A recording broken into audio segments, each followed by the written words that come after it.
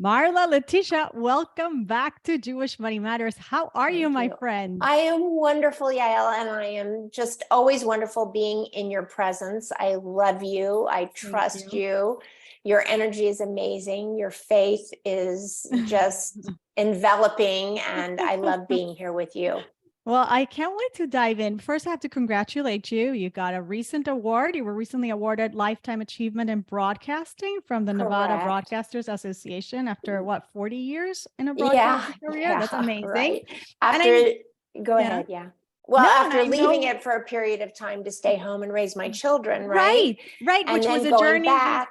Yeah, we talked about this. You were here on the show, I want to say 2 years ago. I didn't look up the exact date, but it must have been at least 2 years ago. And we talked then about your career on TV, and we talked about the different business pivots that have happened along the way, all seemingly disconnected to the uneducated eye, I want to say, and yet to those more sensitive to see God's providence, God's hand, all very, very connected. So I'm excited to talk about that today. Welcome again to the show. Thank you. Thank you so much. Yeah. So Marla, let's go, before we get to the wonderful story of how you got the name, we got the wonderful story about how you got the name Nanny Bubby. We know that, and how you found your way back to the kitchen in the least expected place for you, as you told us one time that back then.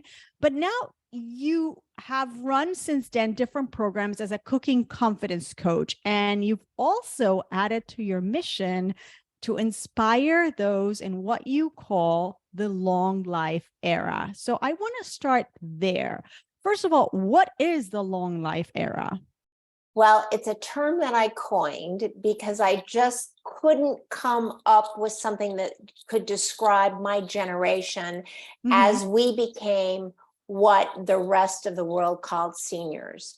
So if you look at those that are 55 plus, and the media, the broadcast rating system ends at 55 plus. So if you go looking, you look surprised, but it's true, right? 55 in today's market, if you will, is a much younger 55 than 20, 30, 40 years ago when we were in the golden age of broadcast, correct? Right. So at 55 plus, if you go looking to make a buy, if you will, for Nike, you will get ratings from 18 to 24, 24 to 44, and then eventually 30 to 55.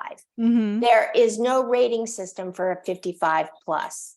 So we have right now in my generation, which are the baby boomer generation, which was the largest generation ever born onto the planet post World War II. Right. Right after us, and even when the baby boomers started having children, it didn't matter because birth control had come onto the planet. And so we could have spawned an entire generation bigger than our own, but because of birth control, we didn't. Right. So we still today, at our age, are 73 million baby boomers still walking the planet, right? And yet the retailers of America are not marketing to our dollars. Right.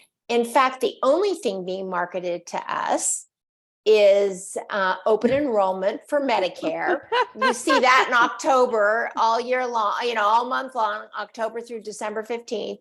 It's open enrollment, check before you go and know what you need to know. And also, sadly, pharmaceuticals, which some may suggest are making us sicker than they are making us better. Right. So beyond those two things, the baby boomer generation of 73 million strong is getting no other information, and we are forgotten. Now, I would say this.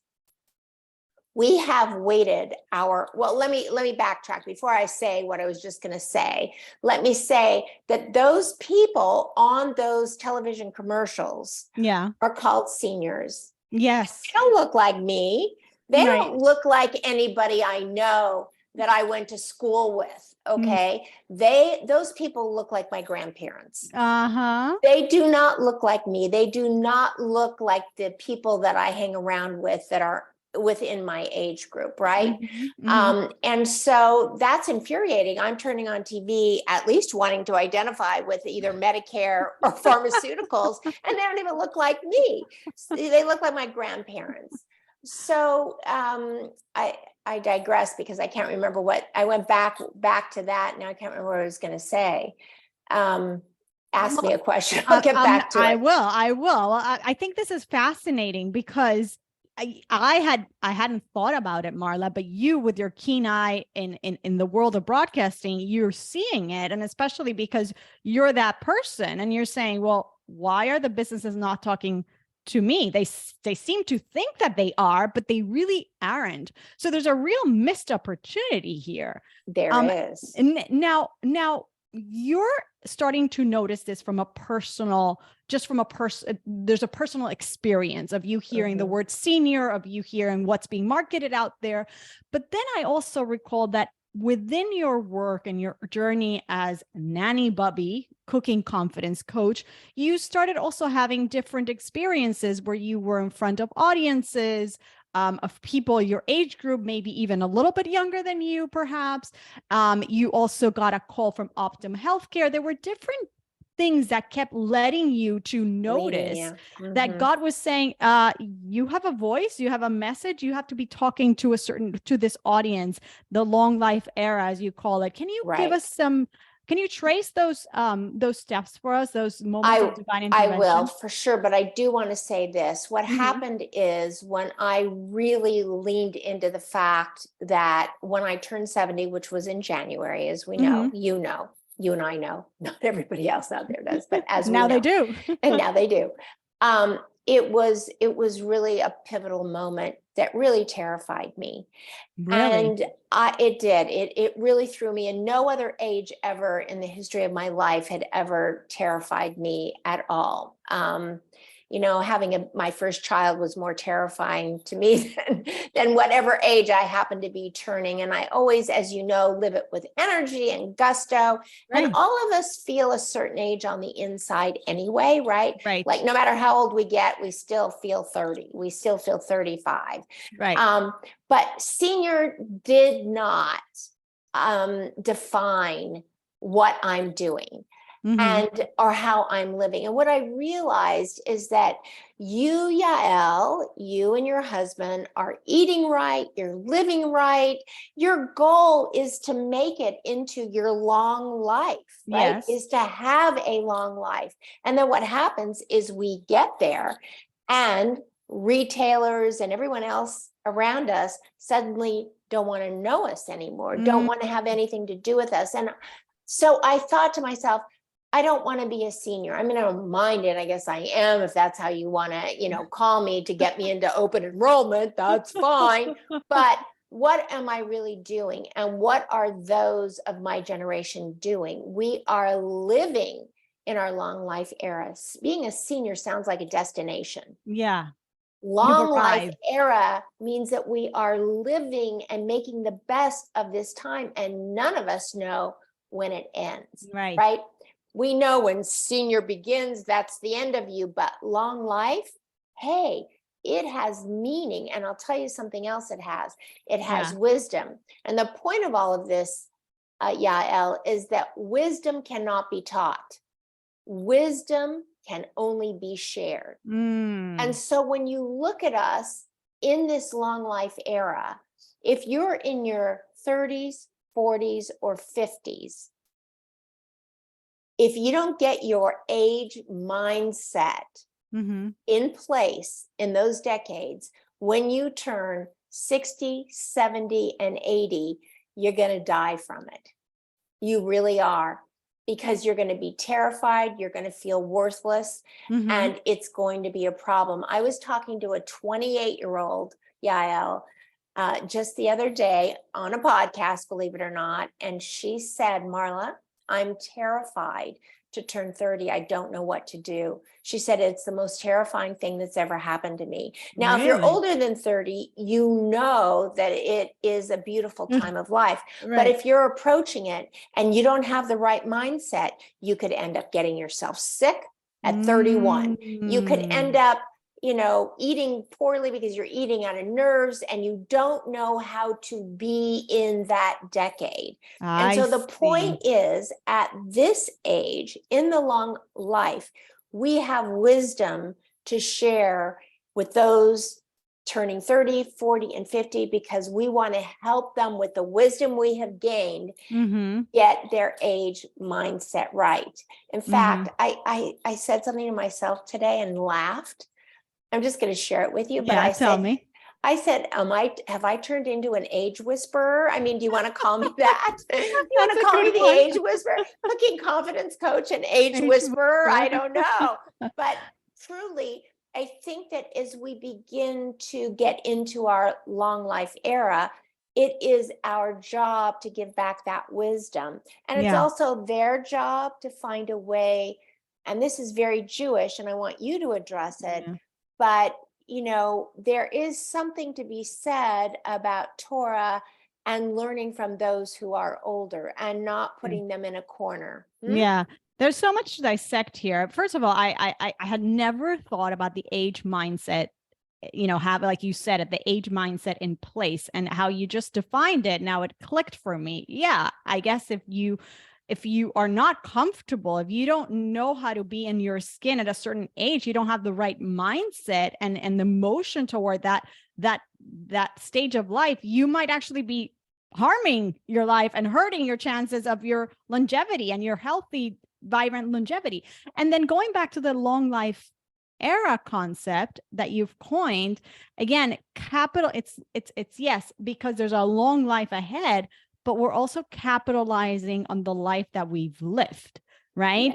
Yes. It's that sharing, that imparting of the wisdom, which then brings us to the last thing that you said, which is so counterculture. We live in a society, America in particular, that worships youth. Judaism, on the contrary, puts a very high esteem on age, on the wisdom and age. So it's very Jewish what you've identified and what you're trying to bring to the world. From a Jewish, for us as Jewish women, we see it like this world is it's so upside down. We see it in ageism in the workforce. We see it in everything what you described before, even from media, even from retailers, right? We live in a culture that really worships youth, whereas as Jewish people, we value and we treasure the wisdom that comes with age and experience. And we have an obligation to respect, and we have so many ways to honor those who are wiser and older than us, because again, that is a value. That's a value that we hold very, very dear. It's a value. I have a dream. Can I tell you what it is? It's the funniest thing, but I'm not leaving this planet until Nike produces a television commercial, where someone living in their long life era gets onto a bus wearing a really cool pair of their shoes designed for, arches that might be falling, or, designed for long life era people, but they don't look orthopedic. They just look cool, right? And some young kid on the bus does two things. A, gets up and offers the long life era person their seat on the bus or the subway. And number two, goes crazy over how cool those shoes are and wants a pair for himself. Yeah. And you're just reminding me, I can't even believe I didn't think about this before we got on this conversation. But yesterday, my daughter called me. She's away in high school. She's in ninth grade. She says, I'm so excited this afternoon. I'm going to go hang out with some older ladies. I said, what? Yeah, me and my friends were going to hang out with some older ladies. She called me afterwards. She had visited with some ladies in their long life era. and she had the most beautiful, amazing time. She was on a high. She's like, Mommy, this lady, she also knows how to sew, and we're learning how to sew. And she gave me tons of fabric. And then she told me I could come anytime, and we're going to keep practicing sewing. And she has a sewing machine to give us. And then with another one, we shared stories of a family that I knew and she knew. And she had so many cool stories to share with us. She was like on such a high, Marla. And I said, that's Judaism. That's it right there. Like she was, for no other reason than I'm going to just go share and play and talk to somebody in the community who's much older than me. And she thought she was giving, but she gained so much from the experience. She said, they were so cool and so warm, and I learned so much. I can't wait to go back. I mean, see, and let me tell you, I started a Facebook group called Long Life Era Community for anybody who wants to join. Believe me, I am not the star of that Facebook group. It actually runs itself. I saw the posts are awesome. Oh, you did see them. So many people have joined in. Now, let me tell you, and I go back to Jewish Money Matters and the course that I took with you. Yeah. In my 69th year of life, what was the one thing I never got right? You know this, right? What was the one thing I never got right? Yeah, your relationship with money. My relationship with money, and I never understood the market and what to do about it. Yes. And I literally could have gotten in a corner, Yael, and it would have killed me. It would have killed me. I would have been depressed about it. I would have felt useless. I would have felt like I never got it right when I was supposed to. Right. And now I was going to have to pay a price for that. And literally in 10 years, I would have been dead because I would have lived with shame over that. And instead, listen, not that I'm no genius human being, but I made a conscious decision that for while I was growing older, anything that I didn't get right in the decades that other people got them right, but I was busy doing other things. I don't know what, maybe I just didn't have the intelligence in my 30s or 40s to understand it, right? Maybe I had to grow that part of my brain, but it grew. Yeah. And by taking your course, shameless plug for your course, but it was fabulous for me as well, in all honesty, I've gotten it right in a really, really, really big way. And I feel so grateful for that. And it came at the right time for me because I stand up in front of lots of groups and say, listen, I couldn't get the market right and I couldn't understand saving in a proper manner. And I just said, I'm going to get it right. I'm going to figure this out. And boy, it didn't take much, but your course to do it. Yeah. So, and in the Long Life Era Community Facebook group, people are traveling to places that they've waited their whole life to go. Right. They did other things, worthwhile, beautiful things in their life, but they're now at a stage where they are doing and choosing other things, and it's giving them life. Because anytime that you look forward to something, it energizes you. Yes. 100%. And I will tell you that people are reframing their long life from a crisis into a calling instead. Right? I love that. Yes. And I just want to say this, is that back to our culture, is that our culture believes that anyone in their long life era is on a slippery slope toward their demise. And it's just simply not true. I've always said, and a life insurance company will tell you this, if you want to know how long someone's going to live, and they do this, first thing they ask you when they come to interview you about your life insurance policy is, so how old do you think you're going to live to? First question they all ask. Why? Why do they ask that? Because your mindset affects everything. 85% of the people that answer that question actually only live to the age they say. Right.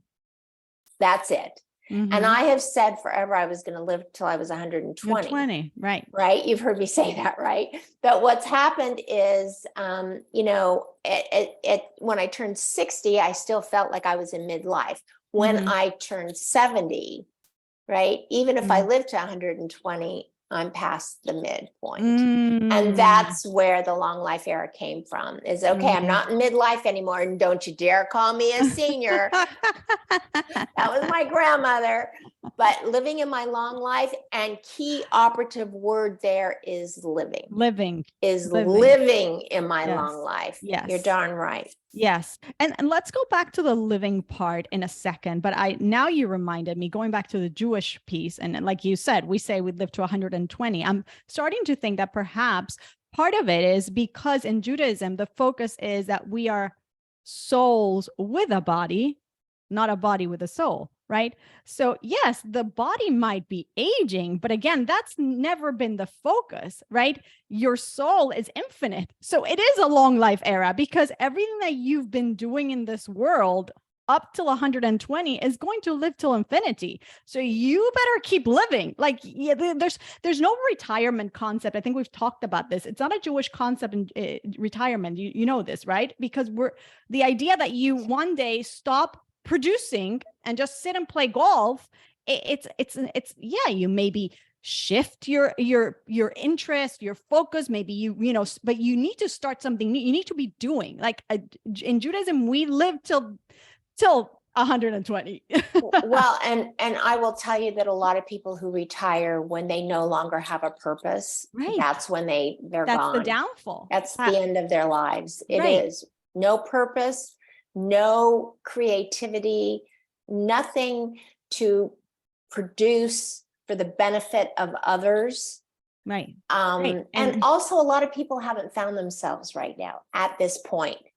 They have to go on a journey to actually find what their soul has always wanted to do. Yeah, and a so lot of them we have to be so open. programmed. Right. We have to be open to say, okay, now that I maybe have more time, less responsibilities, because I don't have to cook dinner for 5 or 6 people every day or whatever it might be, right? We have to be open to rediscovering ourselves, our interests, right? Mhm. Just like you have. And again, we talked about this 2 years ago, but it's very beautiful to see that you're really a living example of everything that you're wanting to help people do. Now, what's been the reaction? Because again, you're teaching cooking confidence and you have your own product line, and now you have this message. So how have you been able to kind of navigate both? Right. Well, you know, I think one of the reasons that this was like took a little bit of effort to come into and move towards is that I didn't know. It was like, how do you combine those two? It's so difficult. Well, here's what happened is that I came upon a book, which is right here in front of me. Let me hold it up for purposes of, let me see if I can get it. There it is. It's called Deep Nutrition. Okay. And there's 4 pillars of the human diet, which I'm just going to read to you very quickly. If I can find it in this book. Here we are. It's eating meat on the bone. Okay, good, healthy meat on the bone, of course, organic, fermented and sprouted foods, organs and other kind of nasty foods. I mean, Jews do this really well with chopped liver, etc. Right?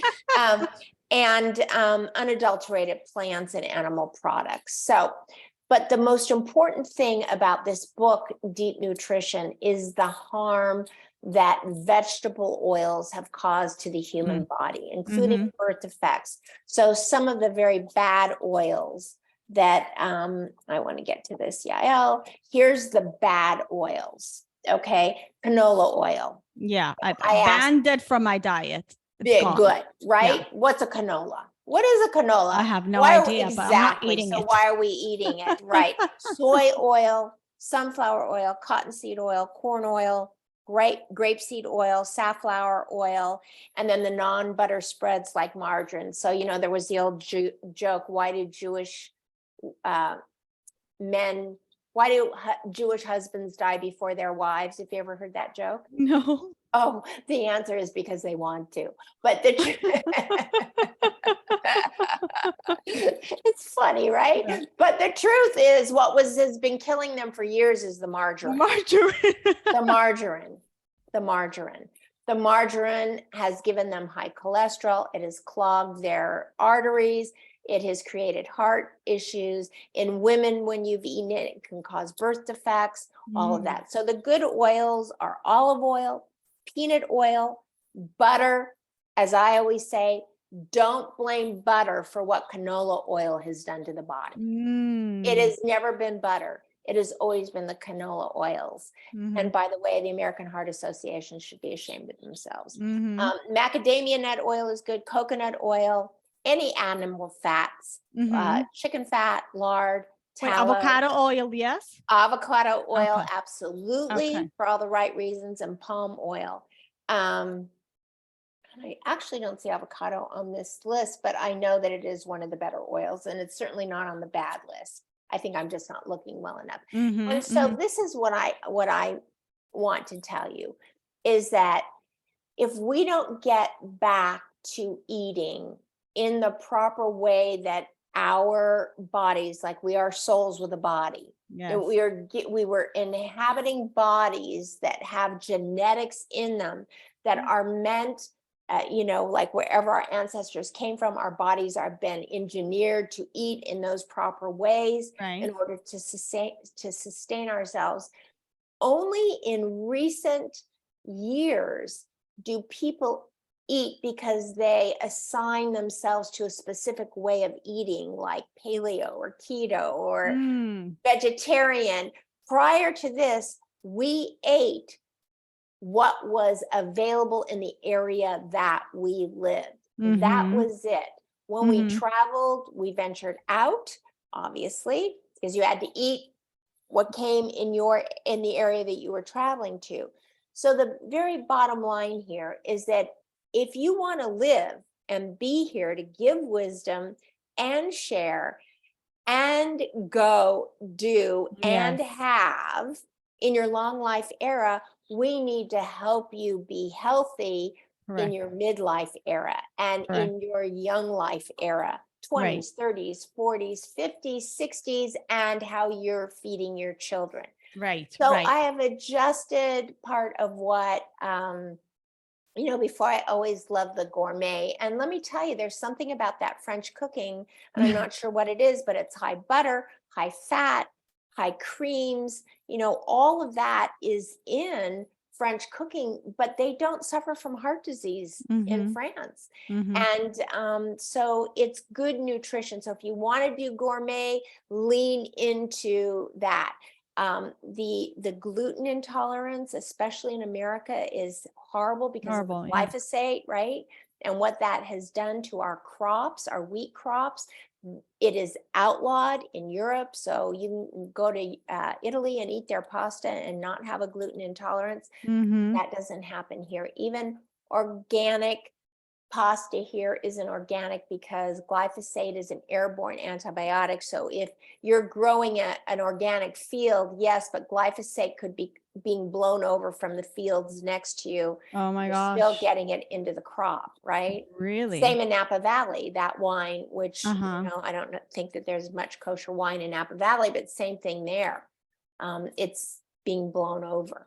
Wow. So you brought us back to, again, another very important Jewish principle, taking care of your body, the house of the soul. The house of the soul. Right. So we go back to this idea. There's so much here, and it is of vital importance. The choices that we're making now are not just impacting the now, but it's impacting everything that comes after. And listen, one can say at the end of the day, everything is in the hands of heaven, right? Like God decides, your time is.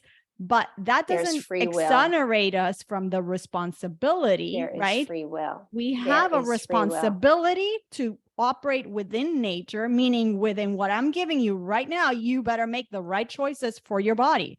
Right? And they're finding now that these bad oils are the number one cause of brain dysfunction, meaning ADHD, if you ate a lot of it during the time that you were pregnant, but also as you get into your long life era, it could be the number one cause of the Alzheimer's situation. Wow. So if you want to keep good brain health, you've got to eat right now. And, listen, I remember being in my 20s and saying, oh my God, I've gained weight. If I smoke, maybe I won't gain weight, right? And Uh-huh. oh my God, I'm never really gonna, I mean, who cares what happens when I'm 60? Well, you know what? It comes a lot faster than you think. So thank God I always threw up once I smoked. So, I stopped smoking very quickly, but I thought it would help me lose weight. But at the end of the day, I mean, people go through these mental things when you're Yeah, younger and you don't think that day is ever going to come. right. So you think, oh, I'm not going to worry about what happens to me when I'm 60. Well, guess what? It comes a lot sooner than you think it does. Yeah, and you don't think of the consequences, right? Um, Mhm. but going back, I want to go back to the beautiful example you gave us with the money piece, and in particular the investment piece. And I think that was such a powerful lesson that in your case you used investing to apply it, but the idea that if you are in this long life era and there's an area of life that you still didn't explore, that you didn't navigate, that you were scared of, that you felt not knowledgeable about, not confident about. Look, even you with the kitchen, right? You grew your confidence in the kitchen. Later on in life, you never thought you could do that, right? The message here is, I'm understanding is, don't give up on yourself, because that's the area where God is calling you to go explore, right? Right. You still have tremendous potential. Mhm. And like you said, I love what you said. Maybe you're going to grasp it a lot faster and better now because you've exercised, you've built up that intelligence. You didn't Mhm. maybe think you had it back then, or you hadn't honed into that, but now you'd be wonderfully surprised. So I love that message. I think it's so wonderful. And especially you brought And it to money, because money is, you mentioned the word shame. So many people keep getting paralyzed as they get older. Well, if I didn't do it, then why should I do it now? Because anyway, I'm almost 65. And if I didn't invest it for retirement, I'm just anyways doomed. And the truth of yes. the matter is that that's not true. No, but guess what? Guess what you have? Guess what you have? I love this. Actually, the broker that I ended up going to, Yeah. who happens to be my rabbi's son, who I love my rabbi, but I also love his son, who is just so knowledgeable in investments, and he's working with an incredible firm that I love and adore, also out of California. But this was so eye-opening to me, because I was embarrassed when I started going to him and I said, Shuey, I don't have as much as you would think I do. And, Right. we had bad times years ago, and, I'm trying to make up for it now. And you probably think I don't have the time to do this, but I just want to do it. I think it's the right thing. It's calling me. And you know what he said to me? This is the Mm, thing I want to say. He said, Marla, you don't seem to me like the kind of person who lives only for herself. mm, So no matter what you invest now, let's not even think you're doing it for yourself. Let's think that you're doing it for your children and grandchildren and right. great grandchildren to come. Right. And Right. so why not start now? Right. Because when it ends up with them, it will be fabulous, and it will improve their lives. Right. So how about that? And can I just tell you, the minute I could get from doing something for myself, Right. but 100%. doing it for others, I'm just so happy. Right. And It's a tremendous motivator. Exactly. yes, Exactly. yes. And it is the correct perspective. He's 100% right. And it is the Jewish perspective, period. Mhm. Right. And that's why we say, like, we have to have these goals that are bigger than ourselves. Like, if it's just for myself, it ends up being meaningless. Right. Mhm. The Mhm. whole idea of giving, Marla, which we've talked about, you and I, so many times, a miser, right? Like, if my wealth is just for me, I mean, is it really going to be that fulfilling? We know what's out there, right? But to be able to give to others, to Mhm. contribute in a really tangible way, I mean, that elevates your whole entire experience of work, of producing income, generating income. I mean, it's unbelievable. Right. it's just doing for others, and especially those that are your children, grandchildren, and Yeah. great grandchildren. I mean, it's really a beautiful thing. Yeah. It is, and it is what motivates me. I mean, it's why I cooked all those years for my family, and it wasn't good, nor was it appreciated, but I kept trying, right? I didn't get it right until I was a grandmother, but I kept trying. And on this topic of the cooking and the food, I just want to say I brought a free gift for your audience who is listening right now. And it's a free download. And so just speaking about the cooking issue is that years ago I would make, there's like a list hanging on the refrigerator with a magnet, and oh, I'm out of sour cream, write it on the list. Oh, I'm out of, dill, write it on the list. Yeah. Oh, I'm out of sugar, and write it on the list. And then you tear off that list to go to the grocery store. And then you go one by one, what's at the top of the list, what's at the second, and mark it off. And so you're going over here to this aisle, over here to that aisle, then over here. Oh, got to go back for the milk, even though I was at sour cream 10 minutes ago, right? It was right next door, but I didn't look at so this shopping list, which is kind of built on the Trader Joe's aisles that you go up and down of, is a categorized shopping list. So by dairy, by produce, by meats, by alcohol, by and not canned goods, but pantry goods, and everything. And then you just put things on that list in the category. And let me tell you, you walk down that aisle and just get everything you need. A 40-minute shopping trip for me was turned down to 16 and a half minutes. And I was out the door at Trader Joe's. And that was a shopping trip, Yael, for a party that I was cooking for, 3 days of cooking. And what would have been a 40-minute shopping trip. So it's a free download. It's nannybubby.com/Jewish. Amazing. So if you're walking the dog, if you're on the treadmill and you can't go write it down, it's very easy to remember. It's Jewish Money Matters. It's /Jewish. And if you're listening to this 3 years from now, because you want to go back and listen to everything Yael has done, the link is going to be there waiting for you. I'm not taking down the link. So talk about long life era. Grab that Star of David on your neck and say Jewish. Remember, that's your trigger, and it's nannybubby.com/Jewish. I'm sure that Yael will put it in the show. Yeah, of course I will.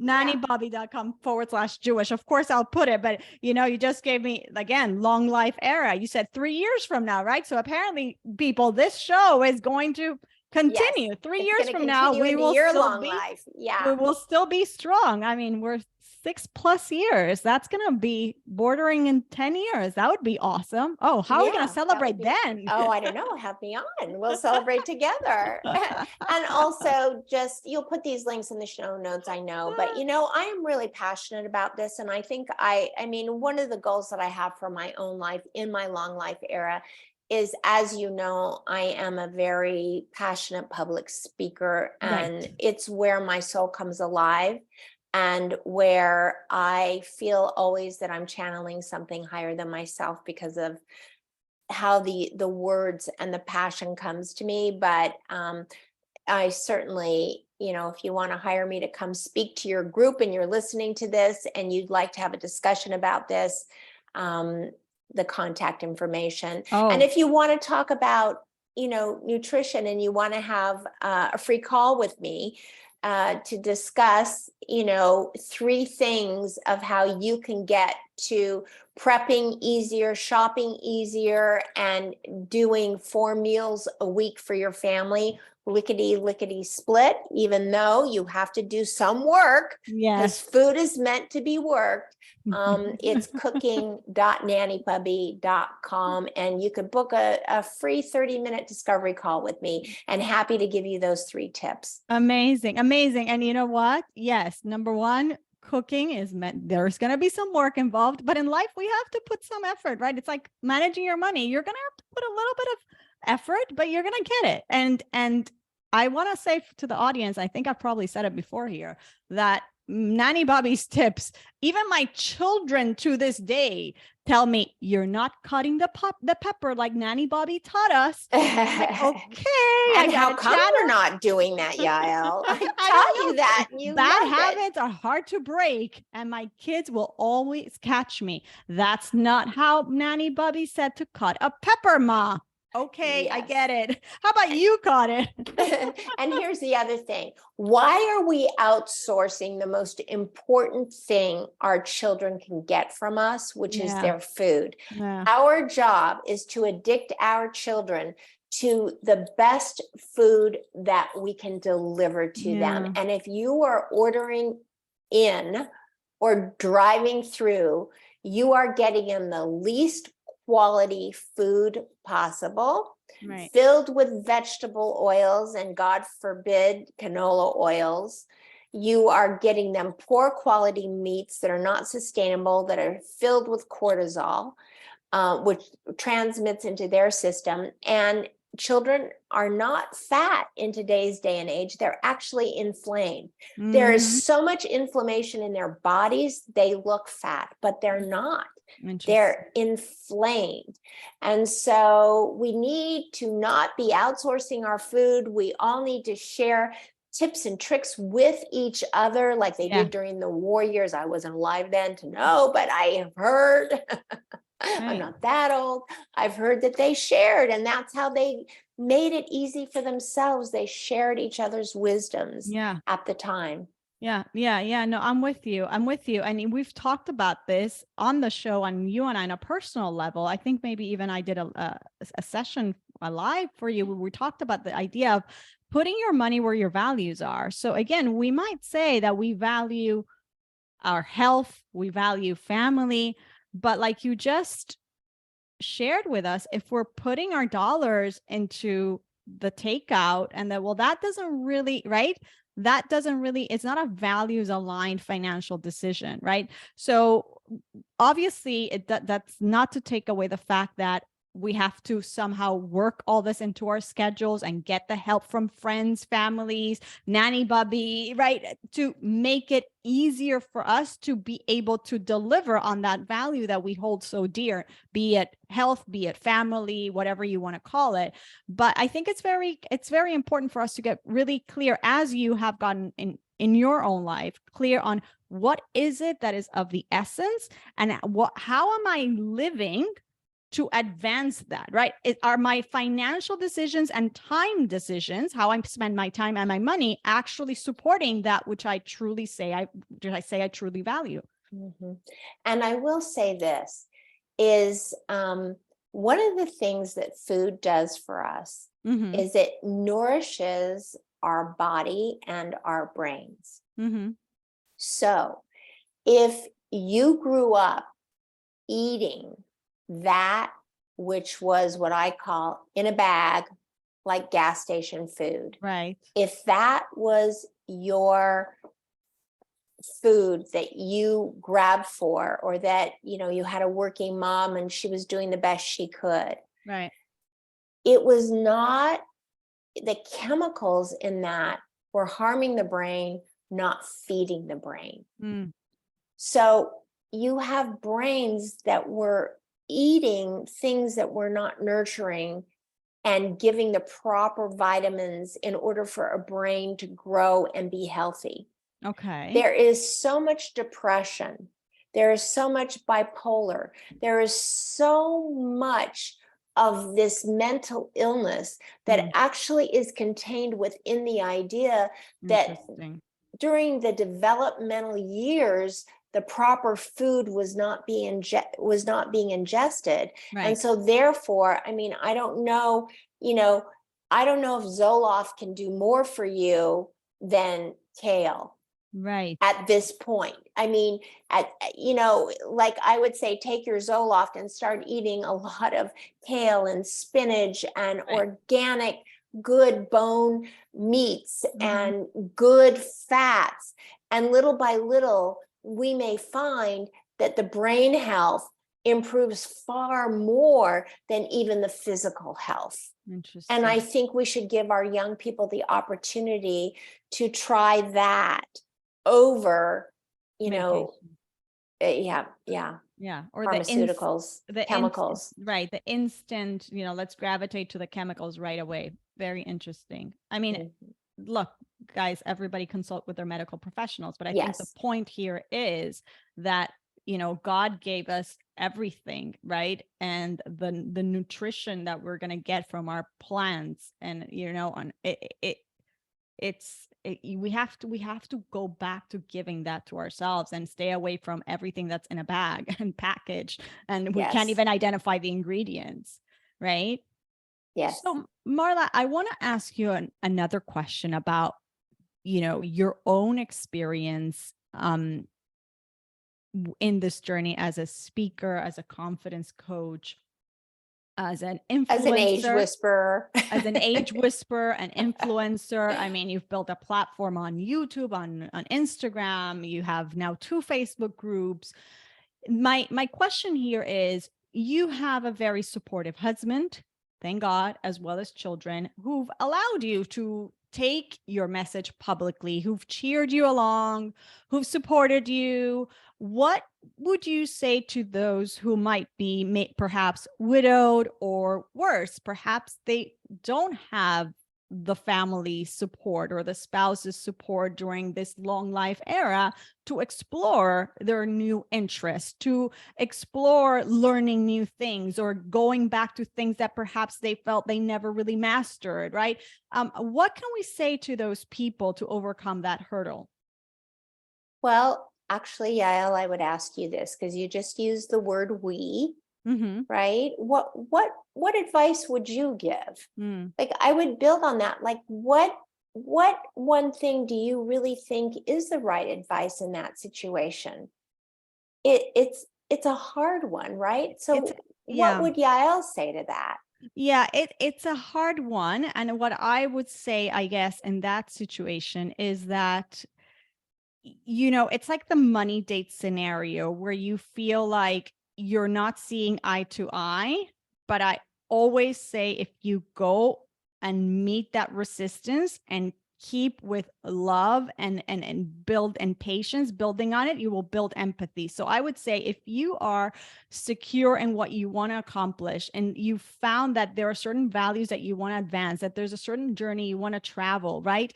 If you try to approach the other people in your life, first of all, if you're alone, it's a different conversation, but nobody's ever really alone. That's number one. But let's say you have an unsupportive team, let's call it, right?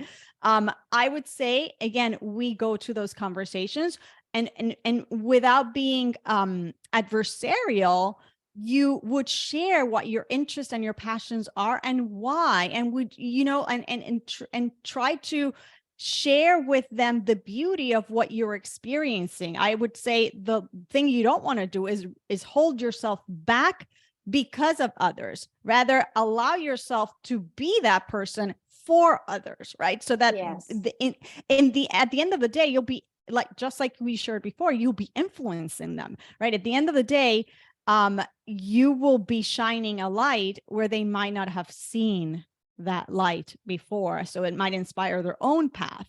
So it's the same idea with the money dates, right? At the end of the day, yes, you're navigating both resistances there, but if you keep at it and you keep showing up for those dates and having those conversations and building on those and taking those steps, your spouse is going to jump right with you. Like, it might take time, but you're building something together. So those are my thoughts. What do you have to add?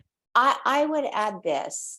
And, we've had a lot of conversation today about the soul and the body. The soul, we are spiritual beings living in a physical world, not, not physical beings living, not physical beings with a spiritual life. It's the opposite, right? I worded that incorrectly, but they get my drift.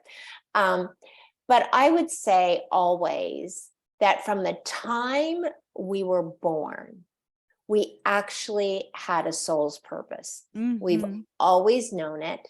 We've always felt it. There were things that caused us to push down or to go away or to whatever. But the truth is our soul has a purpose. And if you're not living in it, and if you're not working in it yet, guess what? You have that time. And I would say go deep inside and really, there's something in there. You hear it in the back of your mind. I've always wanted to. Yeah. I've always wanted to. And whatever the answer is to that question, that answer is going to keep you alive for another 10, 15, or 20 years. And that's what you have to say. I'm not ready to leave. I want to stay, and I want to stay because I have to do this. I can't leave without doing this, and that will lead to the next thing, that leads to the next thing, and that leads to the next thing. And if they really love you, whoever they are, they will see your soul. They'll be so proud and so happy. They've seen it in you all this time. And so I'll tell you something, it takes courage. Living in your long life era takes courage. That's the most important thing. It requires imagination, creativity, generosity, and above all else, it takes courage. But you know what? Living a life of meaning takes courage. Like no matter what stage of your life you are, right? Making the right decisions, living in alignment with who you truly are at every stage of your life takes a tremendous amount of courage to go against the tide. We know it as Jews, we're constantly making choices that go against the tide, right? It's a courageous choice. What is the opening words of the Code of Jewish Law? Be bold as a leopard, I want to say. I'm getting it wrong, but the idea is you have to stand up strong against the tides of the world, right? So really to live a soulful life, right? In alignment with what you just said, in alignment with your soul, you gotta, you gotta stand up for it. You've got to be. You have to trust. Right. You have to trust. I can't remember the way. What is it? Yeah. Completely. You have to completely. You have to trust completely. Yeah. You have to trust beyond reason. Yes. You have to trust with confidence beyond reason. Yes. That what you are moving towards is being supported by the Almighty. Absolutely. Absolutely. And by the way, on that line, becoming a better person, a better version of yourself, a more fulfilled person at the end of the day makes you that better spouse, that better mother, that better friend, right? So going back to the idea of the resistance from the lack of support from those that may be around, that's also important to keep in mind. So Marla, as you know, I like to coronate all of my guests with what I call Jewish Money Matters fill in the blanks. And yes, and this is the part of the show where I'm going to give you an open-ended statement, and you're going to finish it with the first thing that comes to mind. How about that? Okay, let's do it. Okay, amazing. When I give Meiser or tzedakah, I like to give to. Oh, I like to give definitely to the federations of North America. So to my own federation, Jewish Nevada, and the work that the federations of North America do in America and all around the world, and certainly in Israel, it just fills me up. As you know, I'm a past board chair for 4 years of Jewish Nevada, and I love everything it touches, everything. In fact, right now we're working with period poverty, which is giving to Tikkun Olam, obviously, but there are women all over this country who actually miss work and school because they don't have the money to utilize protection. So that's kind of a big thing right now. I love that. Actually, you just reminded me that I wanted to ask you. I asked you about the lack of family support, but there's also this piece here that might be holding people back who are listening to it, and that is money. There might be people who say, well, I love everything and I'm inspired to do X, Y, Z, but I'm living off of Social Security. I have a very meek income or whatever it might be. And so I can't learn that thing, or I can't build that platform. I don't have the money for that. Would you have any advice there? Yeah, trust with certainty beyond reason that it will unfold for you. So take action, Take because action. action creates clarity. Clarity does not create action. It just Right. keeps you from taking action. So Right. don't look for the clarity. If you don't have the money, find a way to just, uh, like they did during the Great Depression, I'm sure. Like they loved to knit, but they couldn't find yarn to knit. So they bought sweaters from Opportunity Village, as an example. Well, you don't know what that is, but it's like Goodwill. We all know what Goodwill is, right? Yeah. And they unraveled the sweaters and knit with them. So if you, if you can't knit, then find a way to knit. And if you want to cook and start a restaurant of your own, and you don't have the money to do that, then get a job working as a sous chef in a restaurant. I mean, you don't have to be a certain age to be hired there, right? Maybe to serve, they want pretty young things, but if you really want to, learn to cook and start things of that nature, just start small, and the action will bring you clarity. Yeah. Or start cooking like you did for your friends and family, right? And Yes. nowadays with technology, honestly, like we can do so much at a very low cost. Look at how you started that. You remember years ago, you started that Facebook group and you would show up every single day and you would cook in front of the doing it audience. again. Right? I'm doing it again. I'm not doing it every day, but I'm going 2 to 3 days a week. Yes. Right. And it's not a group. It's just Nanny Bubby it's Facebook Nanny Bubby. It isn't It's the your group. Facebook page. Exactly. Yeah, and Facebook that just built your confidence and get you to understand your audience, what you needed to communicate it, what they wanted more of. I mean, and plus we have younger people around us who can do things for us, with us, right? Help us learn the tech, the social media, the whatever it is. So all that to say, please, please, please do not be discouraged. Do not be discouraged either by the naysayers or, your own ideation of I don't have the money. This is going to take too much money. No, if you live in your long life era. Okay. So I'm just echoing everything that Marla stands for, because I love it. All right, let's go back to our fill in the blanks here. Yeah. I thought we were over. I was so sad. No, I didn't get all my questions. No. I'd love to make more money because I have hopes, dreams, aspirations of going places, doing things, and having things that I have not yet done and had and been a part of. So yeah, I love the idea of making more money so I could do more things with my family, so that I can do more so I can give and change people's lives more. Right. Yeah. Something I wish I'd learned about money growing up is that it's a beautiful thing, not a terrible thing.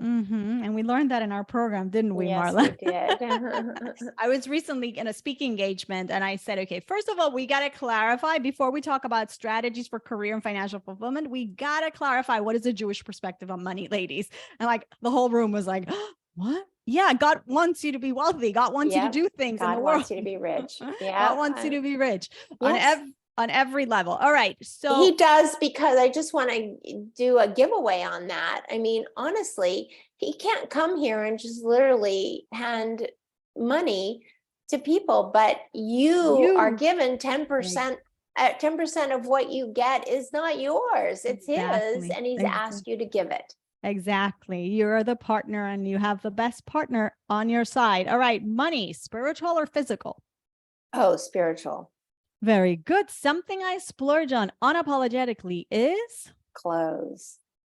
Oh, maybe I should give you, I should ask you for some tips. Oh no, I'm not a good I'm not a good shopper. I'm a terrible shopper, but if I could put on a new outfit every single day of my life and give it back when I was done, I would be the happiest person on the planet, honestly. And yet I also have to tell you, when I find one thing that I love, I will wear it everywhere. Like I just went to 3 Jewish events, same people, and I just couldn't help myself. I wore the same outfit to all 3 of them within a week, by the way. Oh my gosh, it's just that everything else I had in my closet I didn't feel as good in, and I was going to be on the stage of both of them. I couldn't help myself.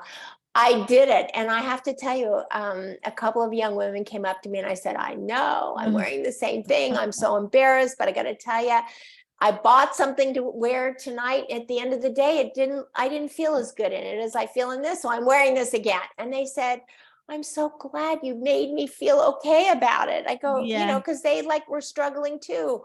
What do I wear? By the way, they say the Parisian women have no issue with this. They repeat their outfits, and even for the same people, like it's a thing. So whenever I'm in Really? that dilemma, whenever I'm in that dilemma, I think, well, in Paris they do it and it's not an issue, so I can do it too. Because when I like something, I'll wear it again and again. I don't care if I it's the know. same people. I know. I do And it. not only that, I'll tell you something else, because I'm so particular about color. When I find something that it's the right color and the right fit, if it comes in another good color, I'll Yeah. buy another one. Well, this is my philosophy. If you find something that you like, buy Right. it in every color. Yeah, exactly. Well, and every color that looks good on you, but yes, exactly. Okay. And we digress on the shopping tips. See, you can get cooking tips, you can get long life tips, you can get shopping tips. I mean, just contact Nanny Bubby. You'll get wisdom, life wisdom. Okay. Spender or saver, Nanny Bubby, Marla? Both. Both. Mm-hmm. Were you more naturally inclined towards one? Would you Well, say? I didn't understand how to save. I was confused. I Mhm. just didn't understand it. But when I really understood it, you've got to pay yourself first, and that's Right. what it's all about. And no Right. one had ever taught me that. So Mhm. I never had enough. And if I needed extra, I'd already spent it. So Right. like I didn't have a savings account. But when I actually got this concept in my 30s, early 30s, Mhm. about saving, I just would always save 10%. Give 10%, save 10%. That's 10%. just what Right. I did. Yeah. Right. Today, I'm most grateful for. I am most grateful for my long life. Baruch Hashem. I am. Till 120 in good health and happiness. Thank you, sweetheart. And finally, I'm Marla Letizia, and I believe Jewish money matters because Oh, say that again. I'm I'm Marla Marla Letizia, and Letizia. I believe Jewish money matters because Oh, because we are God's chosen, and we must set the example for what the world looks up to, and whether it's ethics, values, family, and or money, they all matter. Yes, beautifully said. Thank you, Marla, for this treat. I mean, this is unbelievable. So we're all going to go follow you. And on Instagram, you're at Nanny Bubby. You're also, now you have another Instagram handle, I understand? No. No. I just took the name Long Life Era off of Instagram because I was afraid someone else would grab it. Oh, I see. But it's not active yet. So I mean, Nanny Bubby. But Nanny Bubby on Instagram, Nanny Bubby on Facebook, Long Life Era community if you want to join. I do have, the Happy Kitchen, which is the ebook. So I just plug that shamelessly. I have the ebook, which is the Happy Kitchen, which is lists of what you need for a spice cabinet, what you need for a pantry, and what you need in your fridge, stocked at all times, just so that if you grab a recipe book, you can cook anything. Right. And of course, the affirmation card, spatula and apron. And but most importantly, you can book a 30-minute cooking confidence discovery call, and I'll tell you how to prep, how to shop, and how to do 4 great meals.